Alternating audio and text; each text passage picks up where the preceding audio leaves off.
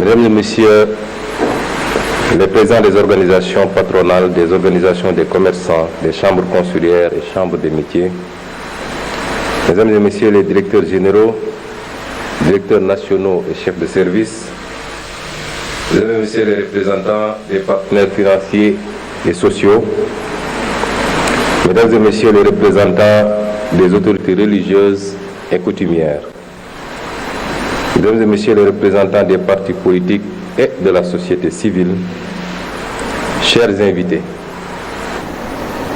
je crois que nos talentueux artistes qui viennent de présenter ont pratiquement résumé la journée qui nous réunit aujourd'hui. Il y a des moments dans la vie d'une nation qui transcendent les défis immédiats, des instants où l'ambition collective prend le dessus sur les intérêts particuliers. Aujourd'hui en est un. Excellence, Monsieur le Président de la République, Mesdames et Messieurs, ce qui nous réunit aujourd'hui, la vision 2050 pour le Sénégal, est l'aboutissement d'un long combat qui a pris sa source il y a un peu plus de 10 ans, dans le refus de la malgouvernance, de l'injustice et de l'arbitraire au sein de l'administration. Il s'est transformé ensuite en un projet politique solide, ambitieux et progressivement porteur d'espoir. Les Sénégalais l'ont plébiscité le 24 mars 2024 par le choix net porté sur le président Bassirou Diomaye Diakhar Faye à la magistrature suprême. Si nous nous sommes opposés avec résilience pendant tant d'années, c'est que, en patriotes convaincus, nous étions conscients et inquiets des ravages, des mauvais choix et mauvaises pratiques de nos élites gouvernantes depuis l'indépendance sur notre pays. Au moment du bilan, le constat est celui d'une économie marquée par des décennies de dépendance et de mauvaise gouvernance, où les opportunités pour la jeunesse, les femmes et les entreprises locales ont souvent été sacrifiées au profit d'intérêts personnels. Excellence, Monsieur le Président de la République, vous avez matérialisé votre attachement à une gouvernance transparente et vertueuse des affaires publiques dès votre passation de pouvoir en diligentant des audits, parmi lesquels l'audit des finances publiques, dont les conclusions que nous avons présentées il y a quelques jours ont révélé la gravité des errements coupables du régime sortant. Les fragilités structurelles de l'économie sénégalaise, une dépendance aux ressources extérieures et aux matières premières, un secteur privé trop limité, ainsi qu'une gouvernance administrative souvent inefficace, plombée par la corruption. Après ce courageux exercice de dressage de la situation de référence et de vérité à l'endroit du peuple sénégalais et des partenaires, nous revoilà devant vous pour présenter le nouveau référentiel de nos politiques publiques et sociales.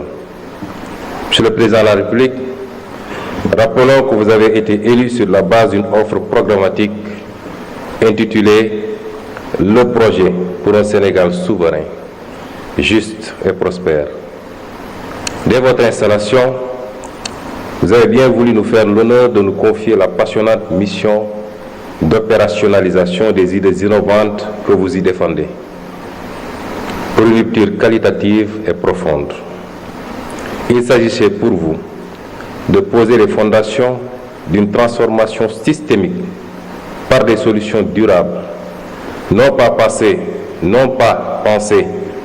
dans le mode fast-track, mais qui reposent sur une vision à long terme, qui transcende les clivages politiques, pour refonder le Sénégal sur des bases solides et durables.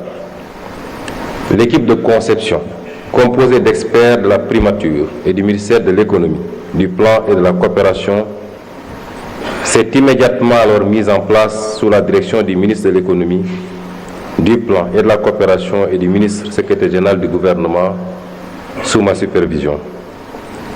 À cette équipe est venue s'ajouter l'expertise du cabinet Performance, qui, dans un élan patriotique, est venu offrir sa contribution à cette phase d'élaboration du référentiel. Ce groupe de travail s'est donné corps et âme sans répit durant ces 4 derniers mois, à organiser des retraites, des veilles même, pour aboutir au résultat qui nous réunit aujourd'hui.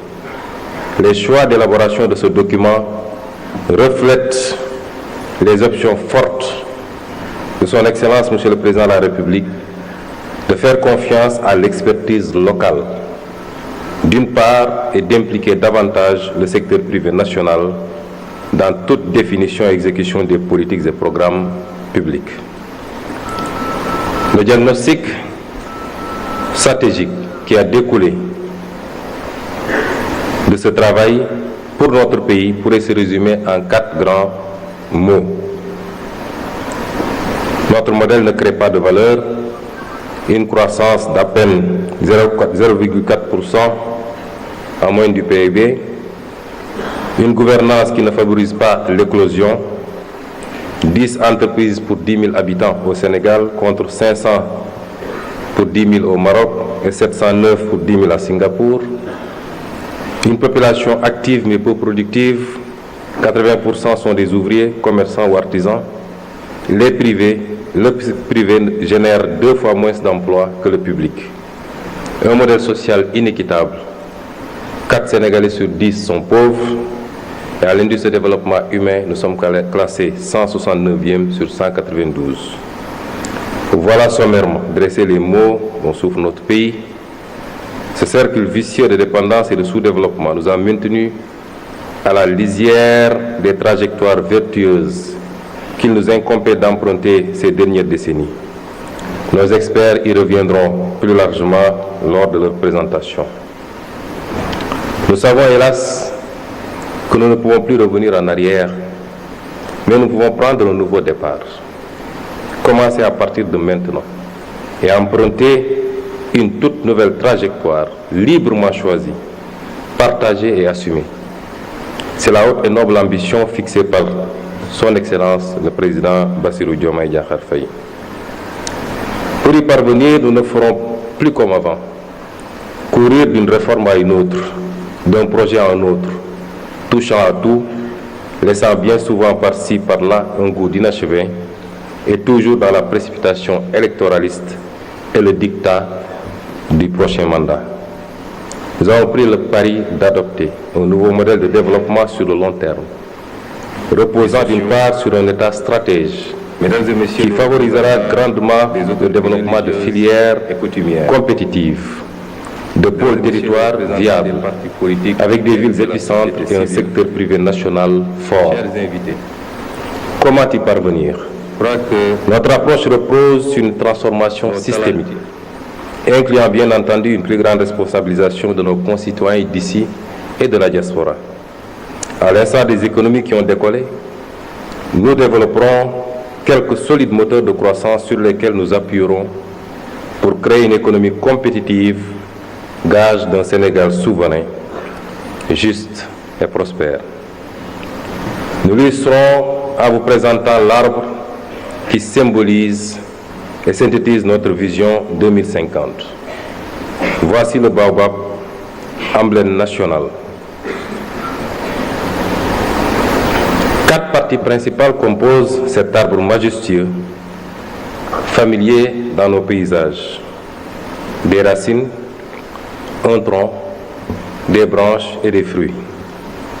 Voilà, mesdames et messieurs, les 4 axes stratégiques de l'agenda national de transformation du Sénégal.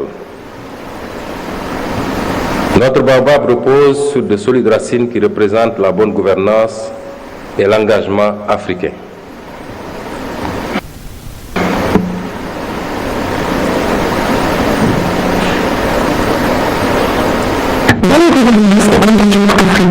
dafay tekki ni yorinu mbiri askan wi dafa war a leer lépp leer ci askan wi maanaam jub jubbal ak jubbante loolu mooy indi jàmm ak dal ci noonu itam lañuy gën a dooleel lëkkaloo gi am ci suñ diggante ak yeneeni réewu Afrique yi ñu mën a àndandoo liggéey ngir mën a yegg ci mébét yi ñu bokk.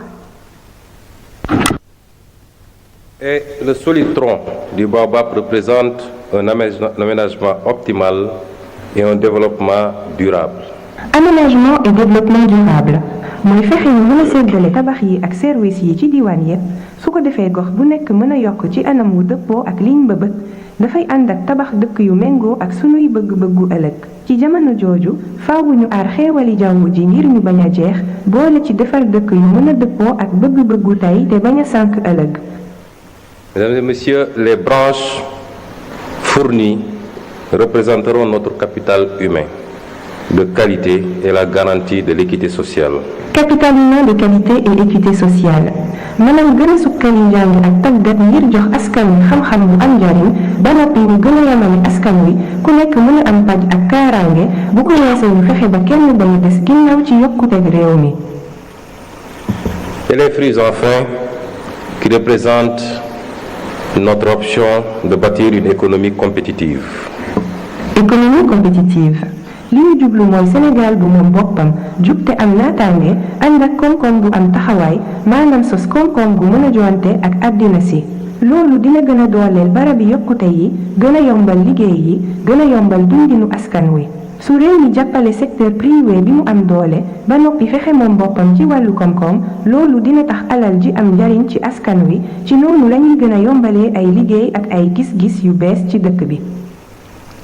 Chacun de ces axes qui vous sera détaillé tout à l'heure constitue un pilier sur lequel on pourra s'appuyer pour arriver à un Sénégal souverain, juste et prospère.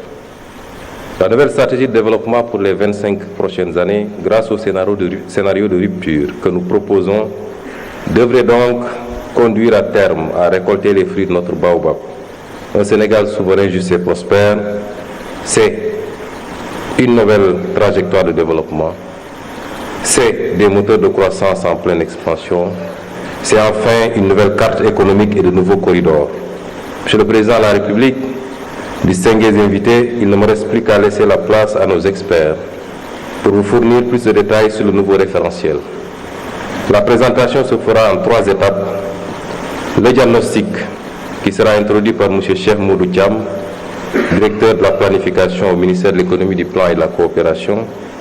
La vision 2050 par M. Victor Ndiaye du cabinet Performance. La déclinaison quinquennale et le cadre de mise en œuvre par M. Souleymane Diallo, directeur général de la planification et des politiques économiques au ministère de l'économie, du plan et de la coopération. Suivra ensuite le panel qui permettra à quelques discutants de donner leur première impression et à une représentation du gouvernement de répondre éventuellement à leurs sollicitations. Et on souhaiterait aussi que le panel se passe en langue nationale ou alors que ça passe d'une langue à une autre pour qu'il soit le plus inclusif possible et que pour que le maximum de Sénégalais puissent comprendre les enjeux de cette journée. Je vous remercie de votre aimable attention.